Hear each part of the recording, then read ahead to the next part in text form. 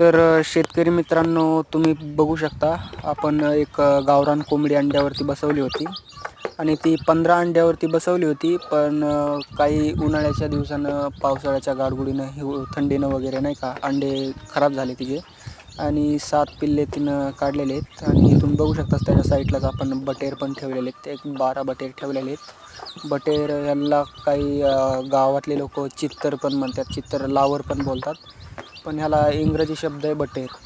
आणि हे पिल्ले जेव्हा आपण सोडतो तेव्हा त्यांना खायला वगैरे भुस्सा वगैरे टाकत जावा सुरुवातीला, म्हणजे जेणेकरून ते पचन होईल.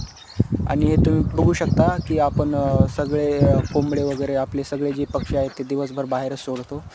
हे पांढरे कोंबडे पण बाहेर सोडतो, काही बदक वगैरे सगळे बाहेर सोडतो आपण.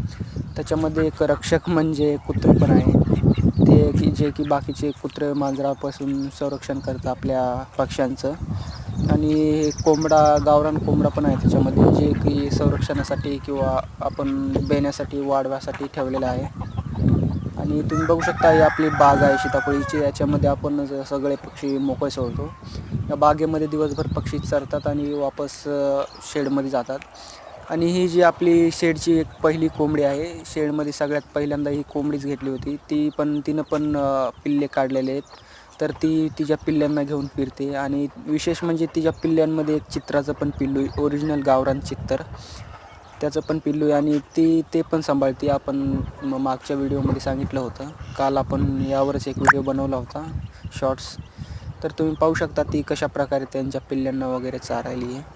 तर हे असंच आपण दिवसभर यांना मोकळं सोडतो, जेणेकरून खाद्याचा खर्च कमी होतो.